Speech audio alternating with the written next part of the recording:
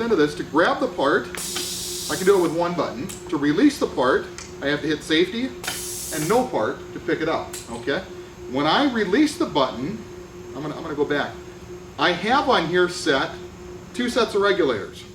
When I have the part engaged, if I hit the load button or I contact a proc switch or a limit switch that I've engaged the part, I can add an additional bias to compensate for that 50-pound part that we're gonna pick up, okay? To release that, I hit safety and no part, I'm now floating back on the single part of the regulator as it comes through, okay? So I only bring that up to show you guys.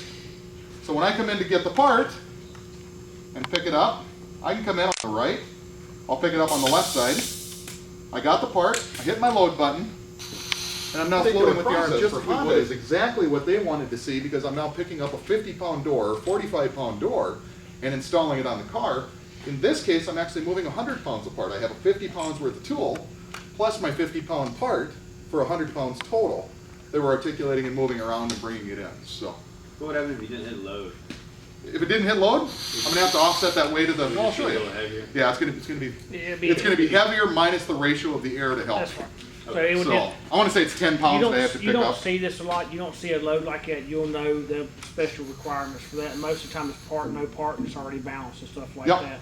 But when you start picking up 2 parts or different things like that set off, that's when you'll see that. So right now when we go part, if I don't hit the load button and pull it off, I'm going to come down. So then therefore you'd have to adjust this regulator to make it work that way. Then you start getting into games of tricking it, you know, like that. So you're not going to run into that a lot. You'll see it from time to time. I have a few customers that have it for requirements from they have, but not many.